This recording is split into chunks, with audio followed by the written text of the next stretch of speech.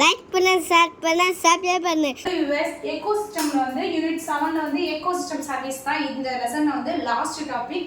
இந்த ecosystem service வந்து யார் வந்து டிஃபைன் பண்ணா அப்படின்னா ராபர்ட் கான்சன்சா அப்படிங்கிறவர் 1927ல வந்து இந்த எக்கோசிஸ்டம் சர்வீஸ் வந்து எப்படி இருக்கும் அப்படின்னு சொல்லிட்டு டிஃபைன் பண்ணாரு. அது மட்டும் இல்லாம இந்த எக்கோசிஸ்டம் வந்து எப்படி இதாகுது அப்படின்னா ஒரு நெருப்புனால இல்லை வந்து அதிகப்படியான வந்து மாடுகளை வந்து மேய்ச்சல் இருக்கு, அதிகப்படியான மேய்ச்சல் கொண்டு போறனால, அது மட்டும் இல்லாம காட்டுப்பகுதியை வந்து அழிச்சு அந்த மரத்தை வந்து வெட்டுறனாலேயும் வந்து என்ன ஹியூமன் வந்து அவனோட சக்திக்கு மீறி வந்து அந்த பல செயல்கள் வந்து செய்யறனால தான் என்ன ஆகுது அப்படின்னா இந்த எக்கோசிஸ்டம் வந்து சர்வீசஸ் வந்து நிறையா வந்து அஃபெக்ட் ஆகுது. இதை வந்து எப்படி வந்து எக்கோசிஸ்டம் வந்து மேனேஜ் பண்ணலாம் அப்படிங்கிறத வந்து நான் ஷார்ட்ஸ்ல இருந்து அப்லோட் பண்ணியிருப்பேன். இப்போ எக்கோசிஸ்டம் மேனேஜ்மெண்ட் வந்து எப்படி இதாகலாம், எப்படி மேனேஜ் பண்ணலாம் அப்படின்னா, இப்போ ஹியூமன் வந்து ஒரு பிளேஸை வந்து ஃபுல்லாக டோட்டலாக வந்து க்ளீன், இப்போ வந்து காட்டுப்பகுதி இருக்குது அப்படின்னா அது ஃபுல்லாக வந்து ரெனோவேட் பண்ணுறதுக்கு வந்து என்ன பண்ணுவோம், ஃப்ளாட் மாதிரி போட்டு வைப்போம். இப்போ அக்ரி இது பண்ணுறதையுமே ஃப்ளாட் மாதிரி போட்டு வைக்க ஆரம்பிச்சாச்சு. ஃபேக்ட்ரிஸாக இருக்கட்டும், இண்டஸ்ட்ரியஸாக இருக்கட்டும், இல்லை வந்து நம்மளுக்கு வேஸ்டேஜ் வாட்டராக இருக்கட்டும், இல்லை வந்து நம்ம வந்து அதிகப்படியான வந்து பவர் சப்ளையை வந்து அதிகப்படியான இதை வந்து யூஸ் பண்ணுறதா இருக்கட்டும், இல்லை வந்து தண்ணியை வந்து வீணடிக்கிறதா இருக்கட்டும், ஏர் பொல்யூட் பண்ணுறதா இருக்கட்டும், இது எல்லாமே வந்து என்ன அப்படின்னா டோட்டலாக வந்து எக்கோசிஸ்டம் சர்வீசஸ் வந்து அஃபெக்ட் பண்ணுற மாதிரி தான். இதை வந்து எப்படி மேனேஜ் பண்ணலாம் அப்படின்னா நிறைய விதமான மரங்களை வந்து வளர்க்கிற மூலியமா நம்மளோட நீரை வந்து மறுசுழற்சி பண்ணி திருப்பி வந்து அந்த கழிவு நீர்கள்லாம் வந்து திருப்பி நம்ம யூஸ் பண்ற மாதிரி, வேற ஏதாவது வந்து நம்ம வேஸ்டேஜ் இதெல்லாம் இருந்துச்சு, இல்லை காய்கறி குப்பை இது மாதிரி இருந்துச்சு அப்படின்னா மண்ணுக்கடியில போட்டு அதை வந்து உரமாக்குறதா இருக்கட்டும், இல்லை வந்து இயற்கையான முறையில் வந்து பழங்கள் காய்கறிகளை வந்து அறுவடை பண்றதா இருக்கட்டும், அது மாதிரி வந்து தண்ணீர் வந்து அதிகப்படியான தண்ணீரை வந்து யூஸ் பண்ணாம நம்மளுக்கு தேவைக்கு நிறவ மட்டும்தான் தண்ணியை வந்து யூஸ் பண்ற மாதிரியும், மரங்கள் வந்து அழிக்காம நம்ம வந்து எப்படிலாம் எவ்வளோ மரங்கள்லாம் இது பண்ணுறோம்னா மண்ணரிப்பை வந்து தடுக்கலாம், நிலச்சரிவு ஏற்படுறது தடுக்கலாம். இது மாதிரியான விஷயங்கள் மூலியமா நிறைய விஷயங்கள் மூலியமா வந்து என்ன பண்ணலாம் அப்படின்னா நம்ம வந்து எக்கோசிஸ்டம் வந்து மேனேஜ்மெண்ட் பண்ணி பத்திரமா வைக்கலாம். அந்த இதுக்கு வந்து நம்ம தகுதி இல்லை அப்படின்னா, நம்ம எக்கோசிஸ்டம் வந்து பாதுகாக்கிறதுக்கு வந்து தகுதி இல்லை அப்படின்னா நம்மளோட வருங்கால சந்ததிகளுக்கும் என்ன அப்படின்னா பாதுகாக்கிறதுக்கான தகுதியே இல்லாமல் போயிடும். இது வந்து என்ன அப்படின்னா நம்ம எலக்ட்ரிசிட்டி இதை வந்து சேவ் பண்ணுறதா இருக்கட்டும், வாட்டர் சேவ் பண்ணுறதா இருக்கட்டும், இல்லை பொல்யூட் பண்ணாமல் இருக்கிறதா இருக்கட்டும், இந்த சுற்றுச்சூழலை வந்து இது பண்ணி இந்த மரத்தெல்லாம் வந்து வெட்டாமல் நல்லா வந்து நல்ல ஒரு தூய்மையான காற்றை வந்து சுவாசிக்கிறதா இருக்கட்டும், நம்ம மட்டும் சுவாசிக்காம நம்மளுக்கு அடுத்து வரக்கூடிய ஜென்ரேஷனுமே வந்து இதை யூஸ்ஃபுல்லாக இது பண்ணுறதுக்காக இந்த எக்கோசிஸ்டம் வந்து நான் சொன்ன அந்த பாயிண்ட்ஸ் வழியாக வந்து என்ன பண்ணலாம் அப்படின்னா அந்த இதை வந்து மேனேஜ் பண்ணலாம். மரங்களை வளர்க்குற மூலியமா தண்ணீரை வந்து குறைந்த தண்ணீரை வந்து யூஸ் பண்ணுறது மூலியமா வந்து ஃப்ளாட் போடாமல் அந்த இதில் வந்து இருக்கிற மரங்கள் இருக்குன்னா அதிகப்படியான மரங்களை வந்து வச்சு உருவாக்குறது, அது மாதிரியானது வந்து தண்ணியை வந்து திருப்பி வந்து ரெட்டிஃபை பண்ணி அதை வந்து யூஸ் பண்ணுறது, அது மாதிரியான நிறைய விதமான யூசஸ் வந்து கொண்டு வர மூலயமா நம்ம வந்து எக்கோசிஸ்டம் வந்து மேனேஜ் பண்ணலாம். இந்த பிளான்ட்டோட சக்சீசன் என்ன அப்படின்னா, பிளான்ட் சக்சீசனை பொறுத்த வரைக்கும் மண்ணரிப்பும் நிலச்சரிவும் ஏற்படாமல் இருக்கிறதுக்கு வந்து என்ன காரணம் அப்படின்னா அந்த பிளான்ட் சக்சீசன் தான். அதோட வேர் பகுதிகளாக இருக்கட்டும், அது வந்து நிறைய விதமான குழுமமாக இருக்கட்டும், இல்லை இயற்கையாகவே வளர்றதா இருக்கட்டும், இல்லை வந்து நம்ம ஹியூமன்ஸ்னால வந்து வளரக்கூடியதாக இருக்கட்டும், நிறைய விதமான மரங்கள் வந்து நம்ம இதில் வந்து லேண்டில் வந்து க்ரோ ஆகும். அந்த இது வந்து என்ன சொல்கிறாங்க அப்படின்னா ஒரு 4 டைப்ஸ் மெத்தட்ஸ் வந்து சொல்கிறாங்க. என்னென்ன அப்படின்னா ஒன்று பிரைமரி, இன்னொன்று செகண்டரி, இன்னொன்று அல்லோஜெனிக், ஆட்டோட்ரோஃபிக். பிரைமரி அப்படின்னா என்ன அப்படின்னா ஒரு உயிரே இல்லை, அங்கே வந்து சமூகமே இல்லை, ஒரு என்விரான்மெண்ட் சரௌண்ட்ஸ் எதுவுமே வந்து பீப்புள்ஸ் வந்து இதை இல்லை, அங்கே வந்து வாழலை அப்படின்னாலுமே தன்னால வந்து ஒரு குரூப் ஆஃப் ட்ரீஸஸாக இருக்கட்டும், ஒரு குரூப் ஆஃப் பிளான்ஸை வந்து கிரியேட் பண்ணுறதா வந்து என்ன அப்படின்னா பிரைமரி இதில் சொல்கிறாங்க.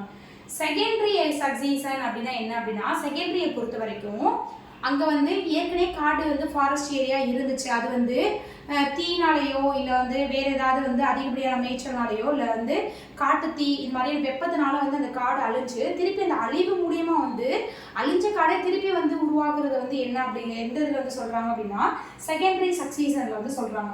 அல்லோஜெனிக் அப்படின்னா என்ன அப்படின்னா அல்லோஜெனிக் அப்படின்னா அந்த இதில் வந்து ஏற்கனவே காடு இருந்திருக்கும், இப்போ வந்து மண்ணரிப்பெல்லாம் அங்கேருந்து வேறு இதுலேருந்து மண்ணரிப்பு ஏற்பட்டே வரும், அதோட நில சரிவாக இருக்கட்டும், இல்லை வந்து நீர்நிலைகள் வந்து அடிச்சுட்டு போய் தானே மண்ணரிப்பு இதெல்லாம் இதாகும். அப்போது என்ன ஆகும், வேறுலேருந்து இன்னொருலேருந்து அடுத்து செல்லப்பட்டு இங்கே வரக்கூடிய சூழலில் வந்து அங்கேருந்து ஒரு மரம் உருவாகக்கூடியதான் வந்து என்ன சொல்கிறாங்க அப்படின்னா அல்லோஜெனிக்கில் சொல்கிறாங்க. ஆட்டோட்ரோஃபிக் அப்படின்னா என்ன அப்படின்னா, ஆட்டோட்ரோஃபிக்கை பொறுத்த வரைக்கும் எந்த ஒரு இதுவுமே இல்லாமல் மண்ணோட கனிம பொருட்கள், அந்த சத்துக்கள், தாது, உப்புக்கள் அதெல்லாம் இருக்குல்ல, அதை மட்டும் அப்சர்வ் பண்ணி நியூவாக ஒரு பிளான்ட் வந்து க்ரோத் அதுவே தன்னால் க்ரோத் ஆகுறது தான் வந்து ஆட்டோட்ரோஃபிக் சக்சீசனில் வந்து சொல்கிறாங்க. இந்த 4 இதுலேயும் வந்து எப்படி வந்து பிளான்ட் வந்து க்ரோவிங் ஆகுது, எப்படி வந்து தன்னால் வந்து க்ரோ ஆகி ஒரு ஃபாரஸ்ட் ஏரியாவே கிரியேட் ஆகுது அப்படின்னு சொல்லிட்டு இந்த 4 இதில் பார்த்தோம். அடுத்து வந்து இதோட கிளாசிஃபிகேஷன்ஸ் எப்படி இருக்குது அந்த சக்சீசனை பொறுத்த வரைக்கும். ஒரு பிளான்ட் வந்து எப்படிலாம் சக்சீசன் கொண்டு வருது அப்படின்னா, இந்த பிளான்ட்டை பொறுத்த வரைக்கும் என்னென்ன கிளாசிஃபிகேஷன்ஸ் இருக்குது அப்படின்னா, ஒரு மெயின்லி 3 டைப்ஸ் வந்து சொல்கிறாங்க. என்ன அப்படின்னா, ஹைட்ரோசஸ், அப்போ மீசோசர், அடுத்து வந்து ஜெராசர்னு சொல்லி சொல்கிறாங்க. என்ன ஹைட்ரோ அப்படின்னா என்ன அப்படின்னா, நீர்நிலைகள் இருக்கக்கூடிய தாவர பகுதிகள். மீசோ அப்படின்னா நீர்நிலையும் இல்லாமல் வறண்ட பகுதியும் இல்லாமல் இடைப்பட்ட பகுதி தான் வந்து என்ன சொல்கிறாங்க அப்படின்னா மீசோன்னு சொல்லி சொல்கிறாங்க. ஜாரோ அப்படின்னா என்ன அப்படின்னா, பாறை பகுதி, வறள் நில பாறை பகுதி தான் வந்து ஜாரோ இதில் வந்து சொல்கிறாங்க. இந்த ஹைட்ரோ மீசோ அப்படின்னா பிளான்ட்டும் இருக்கும், இல்லாமல் இருக்கலாம், இடைப்பட்ட ஏதாவது இருக்கலாம், எந்த வேணால் அந்த இதில் சொல்லலாம். இந்த ஜாரோவை பொறுத்த வரைக்கும் மெயின்லி 3 டைப் சொல்கிறாங்க. என்னென்னா லித்தோசஸ், ஹாலோசஸ், பாஸ்மோசஸ்ன்னு சொல்லி சொல்கிறாங்க. என்ன அப்படின்னா, லித்தோ அப்படின்னா பாறை பகுதிகளில் இருக்கக்கூடிய தாவரங்கள். ஹாலோ அப்படின்னா என்ன அப்படின்னா, உப்பு மண்ணில் வந்து இருக்கக்கூடிய தாவரங்கள். பாஸ்மோசஸ் அப்படின்னா என்ன அப்படின்னா, மணல், இந்த புதை மண்ணெல்லாம் இருக்கும், இந்த ஆறு மண் இந்த மாதிரி இருக்கும் தெரியுமா, அது மாதிரி மணல் பாங்கான இடங்களில் வந்து இருக்கக்கூடியதான் வந்து என்ன சொல்கிறாங்க அப்படின்னா பாசம்ஸ்பர்ஸ் சொல்கிறாங்க. அடுத்து வந்து ஹைட்ரோஸ்பர்ஸில் வந்து ஒரு 7 டைப் ஆஃப் பிளான்ட்ஸ் வந்து எப்படி வந்து க்ரோவிங் ஆகுது, என்னென்ன ஸ்டேஜ்லாம் வந்து க்ரோவிங் ஆகுது அப்படிங்கிறது தான் வந்து நம்ம பார்க்க போகிறோம். பிளான்ட்டோட 7 ஸ்டேஜஸ் வந்து phytoplankton stage, submerge plant stage, submerge free floating stage, reed swamp stage, 5th வந்து marsh meadow stage, 6th one வந்து ஸ்க்ரப் ஸ்டேஜ், 7th ஒன் வந்து ஃபாரஸ்ட் ஸ்டேஜ்னு சொல்லிட்டு 7 ஸ்டேஜ் இருக்குது. இப்போ ஃபஸ்ட்டு ஸ்டேஜ் வந்து தாவரம் வந்து எப்படி வந்து மேலே வந்து மிதக்குது, தண்ணிக்கு மேலே மிதக்கிறது தான் வந்து ஃபஸ்ட்டு ஸ்டேஜ். செகண்ட் ஸ்டேஜ் வந்து தண்ணிக்குள்ளே வந்து எப்படி வந்து உள்ளே மூழ்கி வந்து ஒரு பிளான்ட் வந்து க்ரோவிங் ஆகுறது தான் second stage, submerge plant stage. Third stage வந்து எப்படி அப்படின்னா ஃப்ரீ ஃபோல்டிங், தண்ணிக்குள்ளேயும் இருக்கும், மேலே தண்ணிக்கு மேலே மிதந்து வந்து எப்படி காணப்படுது அப்படிங்கிறது தான் 3வது ஸ்டேஜ். 4th ஸ்டேஜ் வந்து எப்படின்னா, அதோட நார் வந்து எப்படின்னா அந்த மண்ணோட சைடு லேயரில் வளர்ந்துருக்கு தெரியுமா, அதுதான் வந்து ரீட் ஸ்வாப் ஸ்டேஜ்னு சொல்லி சொல்கிறாங்க 4th. 5th ஸ்டேஜ் வந்து மேஸ் மிடோ ஸ்டேஜ், அந்த சதுப்பு நில பகுதிகளில் வந்து எப்படி வந்து புல் வளருது அதுதான் வந்து 5th ஸ்டேஜ். 6th வந்து ஸ்க்ரப் ஸ்டேஜ் அப்படின்னா எப்படி அப்படின்னா, கீழே வந்து புல்லும் இருக்கும், புதர் செடின்னு சொல்லி சொல்லுவோம்ல, இந்த கிறிஸ்மஸ் ட்ரீ அது மாதிரியான புதர் மாதிரி தோற்றம் குடிக்கக்கூடிய எல்லாமே வந்து ஸ்க்ரப் ஸ்டேஜ்னு சொல்லி 6th ஸ்டேஜ் சொல்கிறோம். 7th ஸ்டேஜை பொறுத்த வரைக்கும் இந்த ஒவ்வொரு ஸ்டேஜ்லேருந்து ஆரம்பித்து ஃபைனலாக வந்து 7th ஸ்டேஜில் வந்து என்ன இருக்குது, குட்டி குட்டியான நீர்நிலைகள்லேருந்து ஆரம்பித்து சதுப்பு நில பகுதிகள்லேருந்து ஆரம்பித்து புதர் செடியிலேருந்து ஆரம்பித்து ஒரு ஹோல் இதை வந்து ஃபாரஸ்ட்டாக வந்து க்ரியேட் பண்ணுறது தான் 7th ஸ்டேஜ்.